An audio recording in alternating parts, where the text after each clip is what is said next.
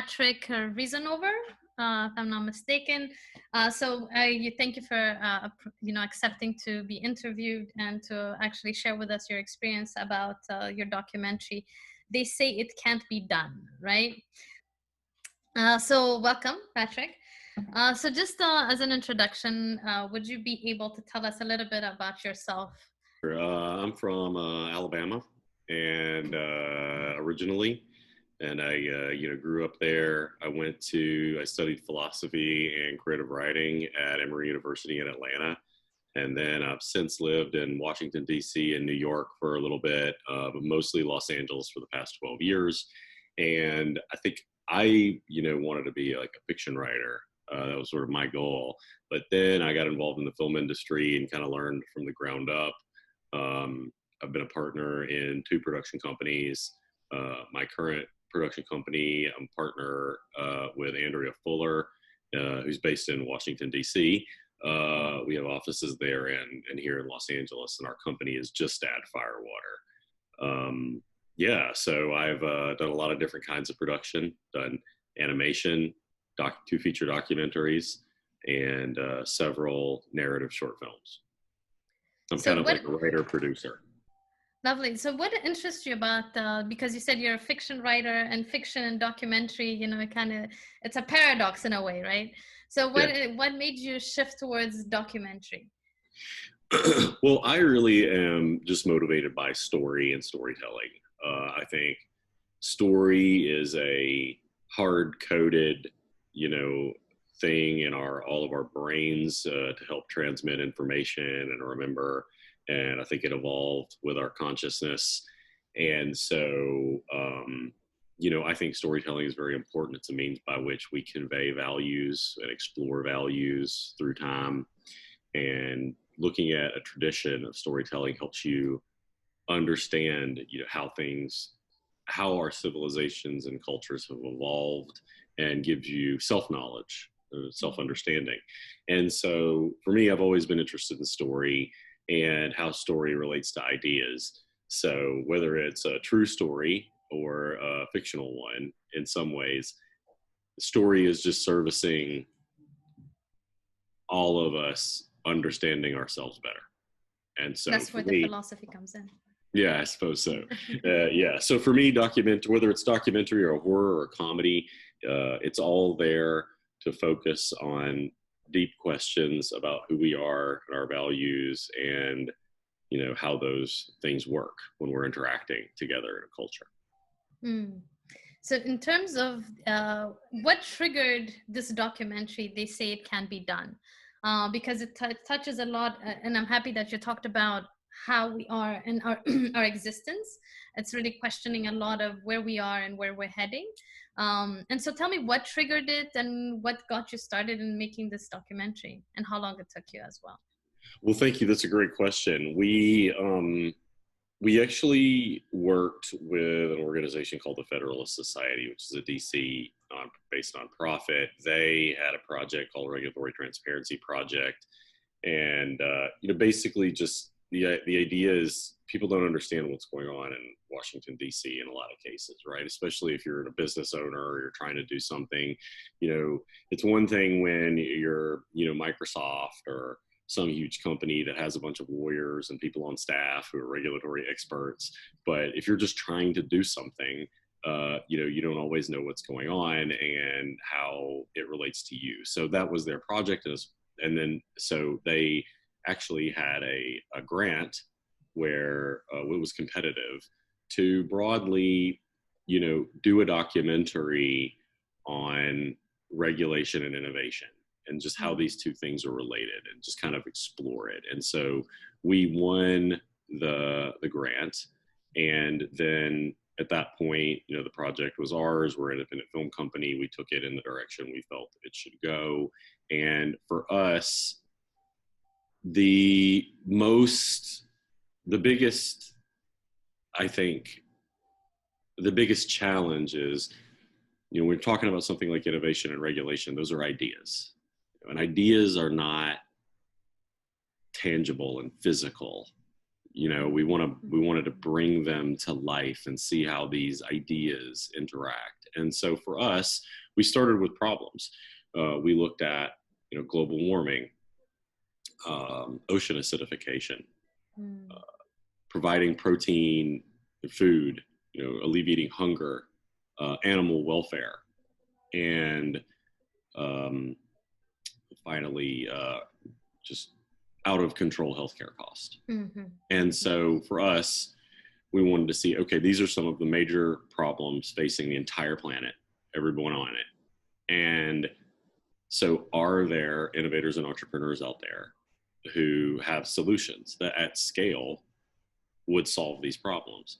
And if so, then is our government, our regulatory system helping them, or is it putting barriers in front of them? And so that's kind of the question of the film. And I don't make a film or tell a story to, in a logical sequence where it's, here's the premises, here's the logic, here's the conclusion, you have to agree with me. Our approach is more to start with a question and then go on a journey from question to question to question. And then we hope at the end we'll have reached a question that we never could have gotten to without asking the first question. And that question really just, continues to propel us on the journey. And so for us, what that question led us to is we saw that when you have regulation and innovation, what you really have is optimism and pessimism.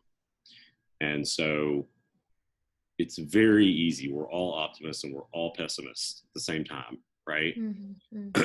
Glasses half full some days, glasses half empty the other days. Right. And so when we're looking at these big problems, often we're moved to pessimism and feeling that nothing can be done. Oh my God, the world is in terrible shape. We just got to stop everything. Stop producing energy. Stop. Maybe we don't need to have as many people on the planet. We just got to stop. And so that I feel is kind of where a lot of impulses happen that, adds barriers in front of the optimists, the entrepreneurs, the innovators, people who you don't even know, because there's so many people on this planet and they're so talented and there's people devising all manner of solutions and things to bring to market. And, you just don't really know until you get the opportunity to make a choice and see whether you want to buy their product or not.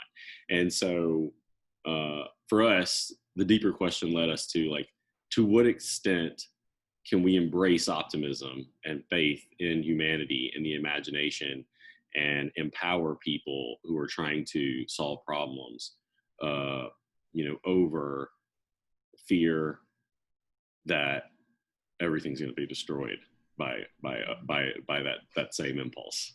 Yeah, no, I'm happy you talked about optimism and pessimism and to what extent our optimism can take us. So you kind of touched during the film, the documentary. You talk about meat, food. The cattle is one that consumes a lot of water, and also the methane that it puts into the air. Then there's organs. You also give the number of people that are waiting for organ donors. How shellfish can actually be a way to gain protein, and also kelp, how is the new kale.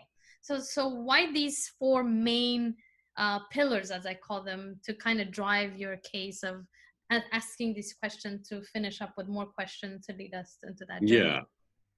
Well, I think let me just kind of take them one at a time. So I'll just go in the order of the film. So we start with 3D printed organs. So this is technology where they can take a single cell from your liver or your bladder or your skin, and then they grow it in a lab. They use a kind of a resin structure that breaks down the cells, eat it for food, and then over time they literally in the lab will have produced your organ.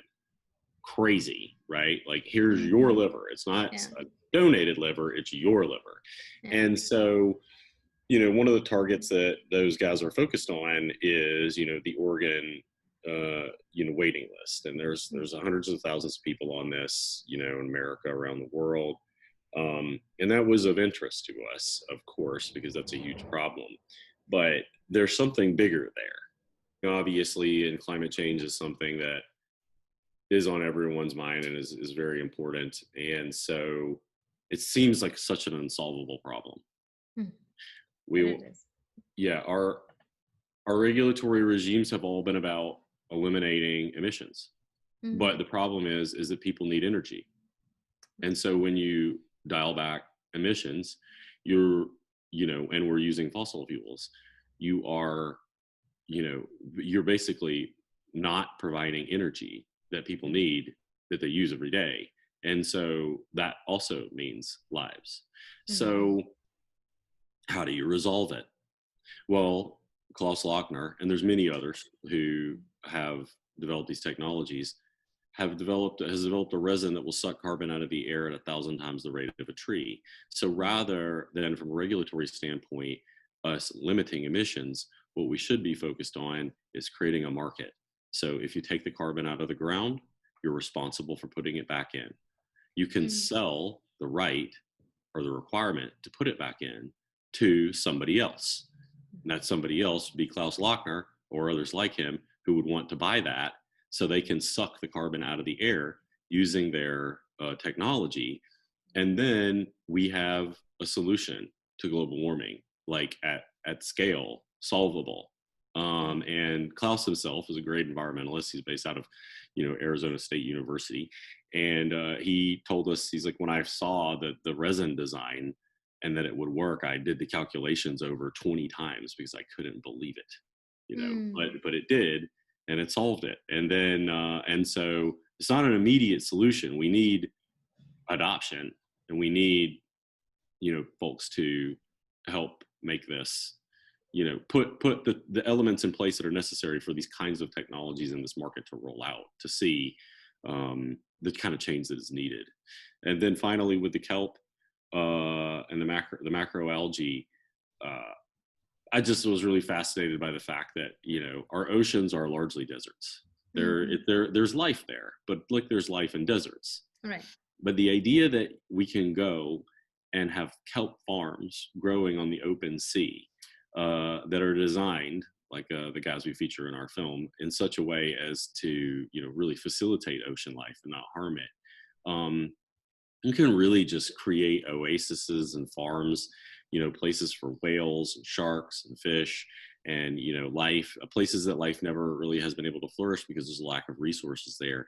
And then use that product, kelp, as, alternative to plastic, alternative to fuel, a food source.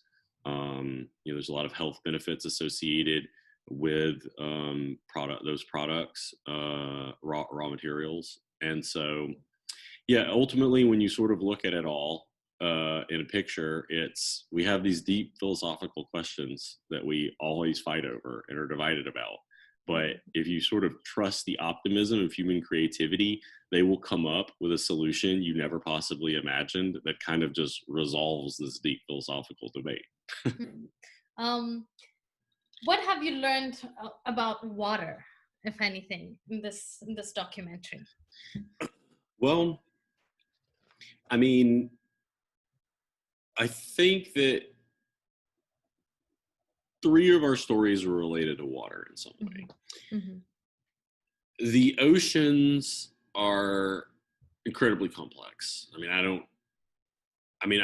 I take the view, being more of a storyteller, philosopher, person than a scientist, that there's a lot of mystery out there. A lot of the oceans are just unexplored. And the role that they play in our climate, while we know a lot about it, uh, we don't really fully understand it. mhm, That's my impression.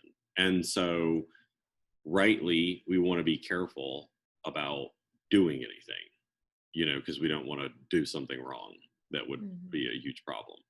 But there's a cost to not doing anything. And so, when it comes to the health of our oceans, I think when, ocean farms can demonstrate that they are not using pesticides, they are not putting things into the water, that they are cleaning the water in the sea and creating life there. We need to have a pathway for them to do that. And the meat, the cell cultured meat, I think the amount of water that is going to raise these animals and create the food stock veg farms that are needed to feed them is, tremendous, tremendous.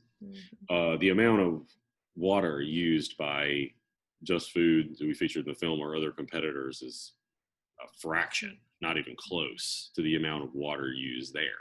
And so as we get into situations with water rationing and water not being clean and not everybody having access, these technological leaps, not necessarily focused on getting more water or cleaning the water. They're focused on other things. But as a consequence, a byproduct, it would produce enormous results for our water supply and its cleanliness. And that's kind of one of the amazing things, and why we really come down on this side of optimism, because one of the stories I don't think we had in the film, but prior to the invention of the automobile, there were serious discussions that our cities would be filled with horse manure. They couldn't get the horse manure out because there's so much of it, and then along comes the automobile and that problem just goes away. There's other problems like exhaust and emissions and global warming, but we solve the horse manure problem, and if you have faith in humans, maybe we'll solve the other one too. Interesting, because that was actually what I was going to ask you is what is it in the movie that you went, I know you have hours and hours of footage. I've worked in a couple of documentaries, so you kind of document, and there must be one or two main, I guess, topics or segments that you wish you made the documentary, but you had just had to cut it. Yeah. What were those two things, if you had to Well, share? I'll tell you two, and they'll be of different kinds. So the first one is, we had a story we wanted to do on passenger drones. So this is like Uber, but it's a drone that you ride. So you imagine you're living in the city, and then you go into a building and you go up to the roof of it, and then there's a line of people standing there, and then a drone flies in, picks you up, you get in, and then it takes you to wherever you want to go. Lovely. Pretty amazing. We weren't able to get that story in, for several reasons. One, time and money, but another is the company that we were looking to profile is based out of Germany, and they were on our production schedule. Their vehicle wasn't available. It was being tested for like some kind of flight race in Hong Kong, and so we just couldn't get it. So I thought that was pretty cool, because we didn't cover transportation. And there again, with the drones and the fuel and how they're powered, and traffic and congestion is changing the structure of our cities. Amazing. The second thing that I wish we could have done is, there's a lot of incredibly interesting discussions, like with the meat. We talked to a lot of vegans who, in the interviews, who say, for example, we're like, we don't like the cell cultured meat because it's still meat, even though our animal wasn't harmed in killing it, or wasn't harmed or killed in producing it. We just think it's wrong, and we're not gonna support it. And so, just as an example, there's that across the board. When it comes to environmentalism, if you did carbon capture and you could suck the carbon out of the air faster than we could put it into the air, then we could still use fossil fuels, because we would be sucking it out of the air faster than it goes in. But some people, they don't like fossil fuels, and they don't think they should be used that way, even if we can do it. And so that kind of thing, where it relates to your change in identity, because if I build my identity around something that's very important to me, like I'm not going to eat meat, and then suddenly technology advances, and then I have to reconcile myself to that. And in some ways, reconciling myself means a change in my identity. And so that's something that I feel like we got some of, but I would love to explore more. That's lovely, because there's been a growing awareness about sustainable development, sustainability, about brands, about everything that is about this earth. In fact, there was even a conference about future of Earth and what the picture that you're painting, listening to you, is where we're heading as a society. And so if you had to say, what was the purpose of this movie? Was it to educate, to bring awareness, or to kind of, and I know you said to keep on asking questions, to end with a question. So what is it, the question that you believe that people will retain from this documentary? Well, I think we want people to watch the film and walk in with all of your questions about the future and the world, and meet these fascinating innovators and also thoughtful intellectuals who are trying to sort out these problems so that these things can, these creative visions can be realized. And so I think that to a certain extent, when you watch the film, you sort of have this dawning awareness, at least I did, that a lot of the divisiveness and political and philosophical battles that we consume so much time and resources are actually just sort of happening until we are able to empower entrepreneurs to solve the problems.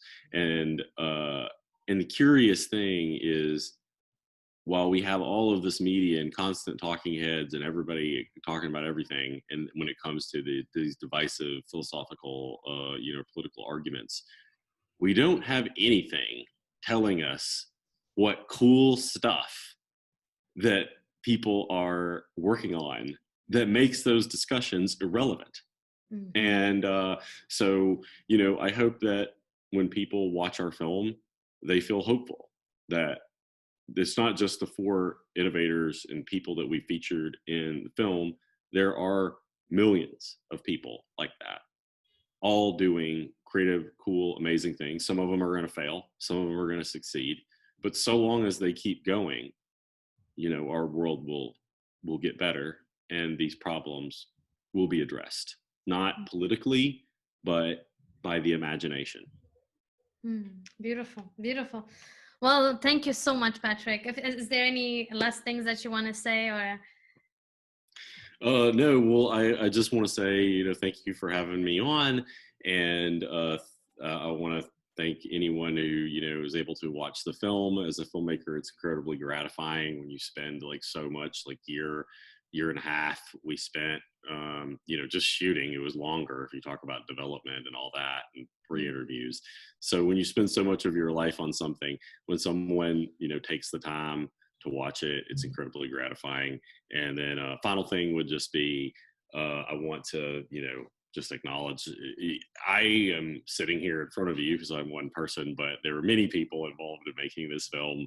The director, Michael Ozias, fellow producer, Andrea Fuller and Victoria Hill. The film's beautiful cinematography. This is responsibility of Benjamin Gaskell and our edit team, Dan Hanna.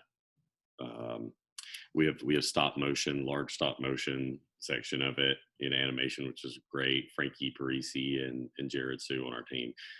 So just a lot of great, super talented people coming together, doing something that we love. So very gratifying. Thank you. Oh, well, congratulations. I mean, I love the documentary, so I thank you for giving me this opportunity to interview you, and I look forward to following your film career, definitely. And thank you so much for making this documentary, because I do believe that it gives you a snapshot of where we're heading. Thank you, Patrick, and thank you to your team as well. All right, thank you. Thank you so much.